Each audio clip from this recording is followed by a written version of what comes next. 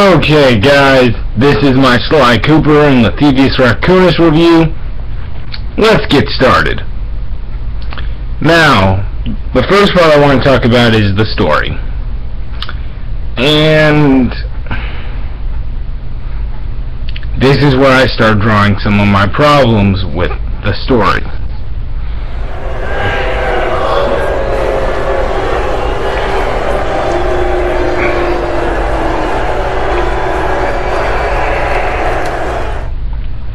Are you done now? Jeez, will you at least let me explain why I have some problems? They're not really that major, but they still exist and I want to talk about them. Problem number one. One has to deal with, well, kind of, why was Carmelita not wondering why SLY was in China? No, but yet she had the files of 4 of the Phoenix 5. I'm pretty sure she knew that these guys were dirty or had a hunch. And just a small nitpick, nothing major. My major problems comes with the motivation of Phoenix 5, and I have no problem with any of their motivations except for one. Because clockworks are spelled out right there. He was trying to be a thief all throughout in history, but he was always overshadowed by a Cooper. No matter which one or who it was, he always got overshadowed.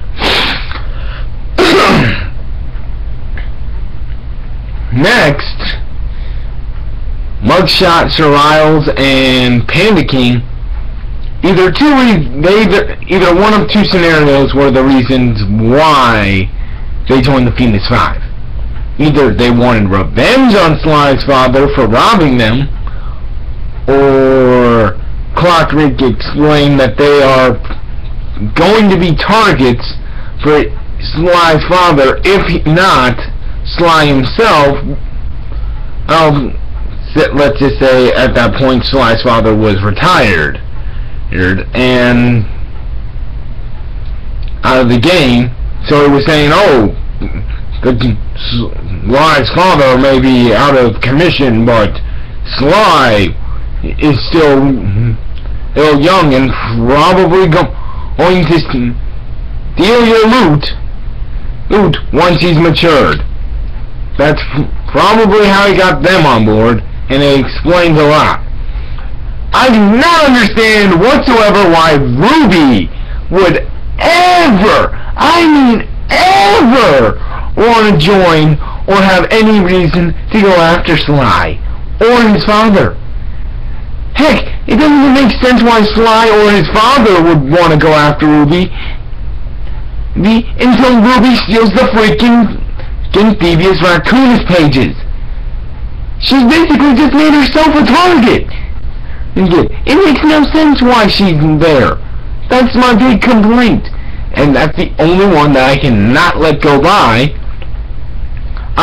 All the other ones, plus this one major one that is constantly nagging in the back of my head, and causes me to give the story an 8 out of 10. Now, the next portion, graphics.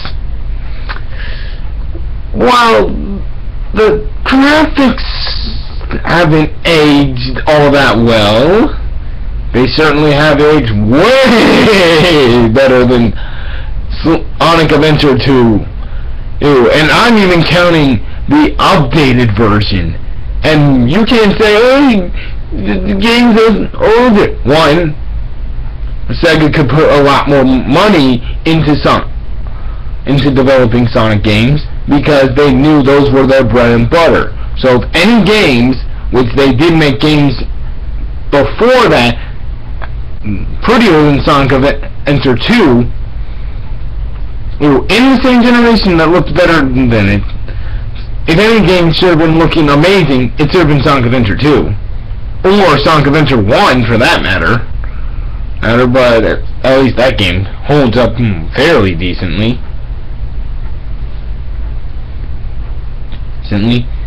The character environments hold up beautifully. It's just the character models hold up. I'm gonna say it and be blunt. The character models in SLY Cooper hold up about as well as Sonic Adventure 1's character models. Still better than Sonic Adventure 2's character models, but not as good as but they're about on par with the N64, Super Mario 64 Mario, and Sonic Adventure. Sonic. They're about on par with that.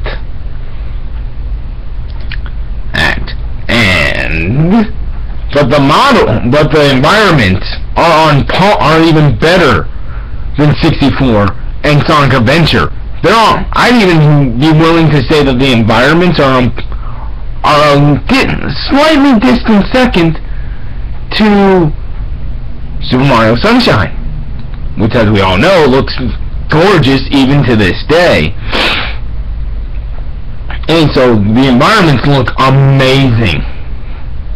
It's just the character models that could have been a little more better. Music. The music is very atmospheric. Rick, but that might not always be a good thing.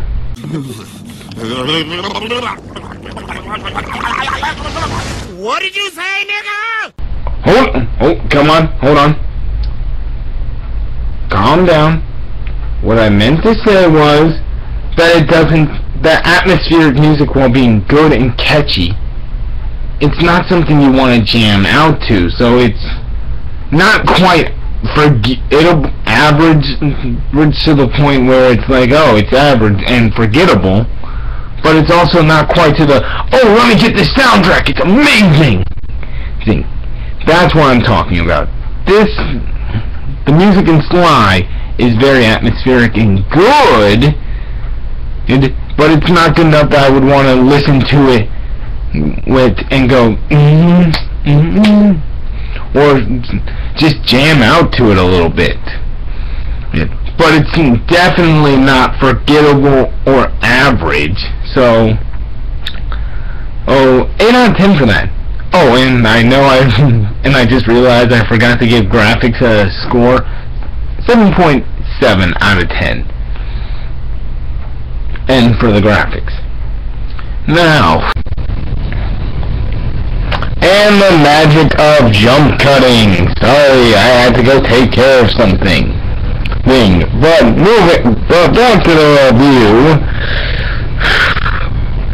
With the controls, again, it's more so just preference on button layout. The only real complaint I could give it is that the upgrades are not on a button.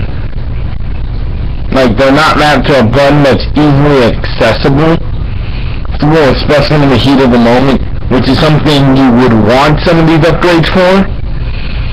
So you don't really get to use them all that much, but they are very good upgrades.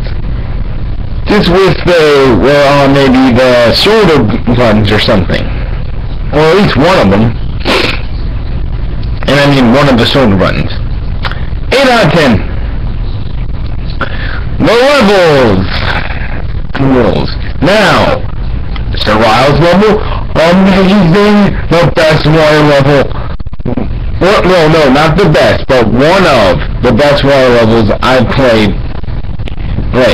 And it's a perfect opening level. It really sets you up for the move that game's wanting to sell you. Makes the cities not even... It may be a slight downgrade, but that's only because of my preference for water levels. I do love the casino vibe. It's still amazing. But the game comes to a screeching halt once you get to Miss Ruby's levels. Why did they put these levels in this game? You don't need voodoo in a game about stealing. It feels weird to be breaking into safes or doing anything voodoo related in a game about thievery, where it's a type of... It doesn't lend itself to the mystic vibes, or even the story, but it feels out of place in the story. No. It's just, horrible. Horrible. Luckily, they make up for that with the next 2 levels. Both Panda King, and even though you barely get to do anything with Clock Reeks levels, you make up for Miss Ruby's levels in spades, both in boss battle and in overall levels and design. So 7.9 out of 10. Now, moving on, the gameplay. I'm gonna say it right now. The gameplay was whoever thought of the idea of making a stealth platformer, even with how the life mechanic works, and I mean life and hit mechanic, where how you take it, where how you're insta-dead, or if you fall or do something stupid and you don't have a lucky horseshoe or 2 lucky horseshoe, and how you get a lucky horseshoe every 100 coins rather than an extra life. That's the only way to get an extra life is to find one or get 2 lucky horseshoe and then get 100 coins. But if you have 2 lucky horseshoe when you have 100 coins, you probably don't need the extra life. And I'm gonna say this right now, I had no problem with the difficulty always increased, but it was always fair too. The only one I would consider unfair was, the only one I would consider unfair in difficulty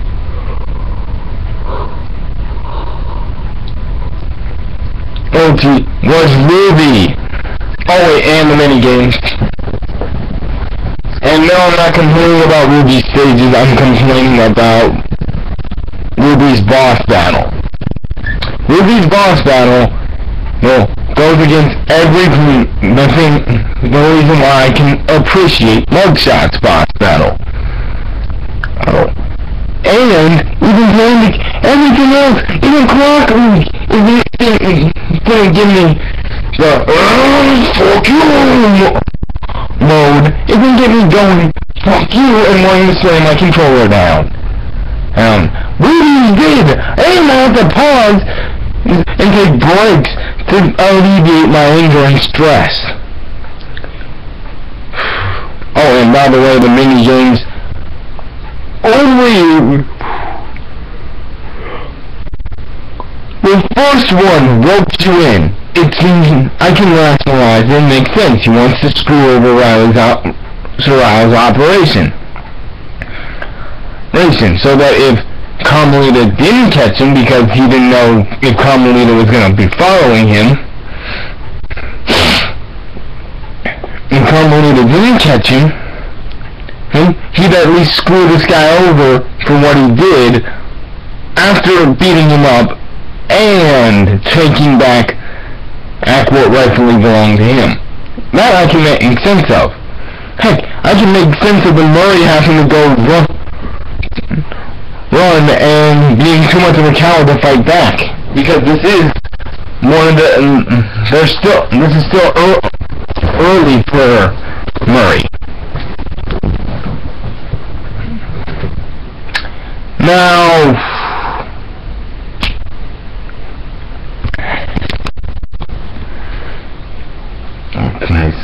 what can I say? Yes, this is still early but other than that, the go-kart racing level should not have been there, and the chicken coop level can go below handicapped prison escapee who looks like Deadpool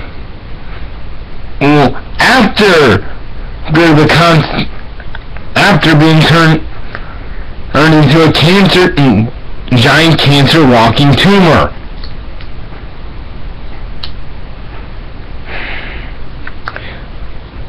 Moving on.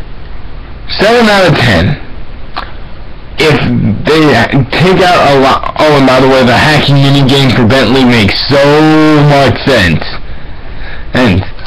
But if they had taken out a lot of these stupid minigames and put in more levels, heck, I would have even appreciated it in Miss Ruby's place. And I hate the regular levels there too! And the last thing I wanted to show you about the gameplay is the actual game. And because I feel it's important to actually show the game, here you go. I see you carry Kane of Notorious Cooper Thief Clan.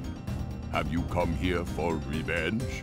To steal back the Thievius Racoonus? That was my plan at first, but now I'm more interested in putting an end to your avalanche extortion racket. Why should you care if I bury a few worthless village in snow? You are a thief, just like me. No, that's only half right. I am a thief from a long line of master thieves, while you're just a frustrated firework artist turned homicidal pyromaniac. Insolent child. You shall pay dearly for your disrespect. Still, to honor your Cooper ancestry, I will send you to your doom with the beauty of my new firework technique, Flame Foo.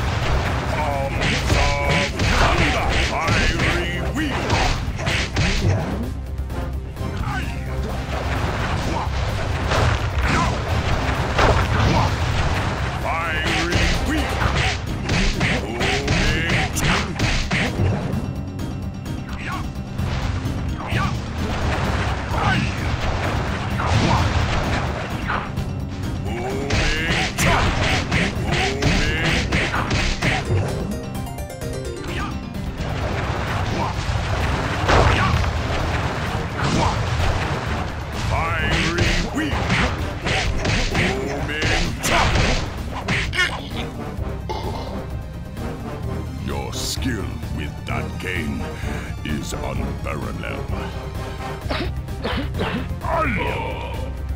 Sly, I did a cross-analysis of the metal used in that high-tech blasting vehicle, and it turns out it can only be found in one place. The Krakow volcano in Russia. That's got to be where we'll find the 5th member of the Fiendish Five. So get what you came for and let's get out of here. Now, let's move on. Then I could give the gameplay a solid 8 at lowest. But moving on. Lastly, the characters.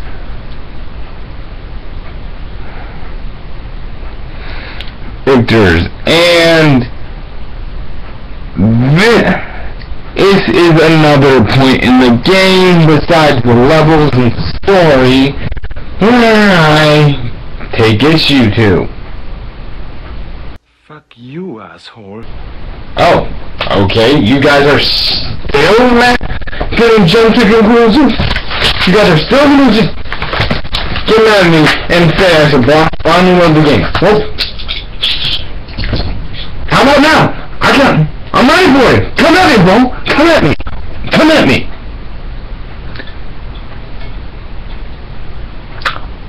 Oh wait, oh wait, we're cool? Are we cool? Are we cool? Because if we aren't, I'm gonna have to this is Gababia.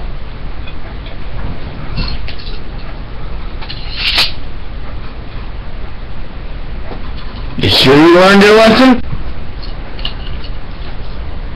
See? Well, moving on. Allow me to explain my little problem. Extreme problem. Well, not too extreme. Actually, it's more so. I love Survival's and Mugshot and Panda King. They are amazing. And Clock Reap is the best villain, one of the best villains I've ever seen, especially in a platform game. But Carmelita is just there, and Ruby has no point in being in this game, and drives me batshit insane. And finally, the last thing I wanted to say about the characters is Sly, Murray, and Bentley are amazing and are going on at least one of my top 10 in video games list. I don't know which one yet, but they are definitely going to be making it. Anyway, the last thing I need to say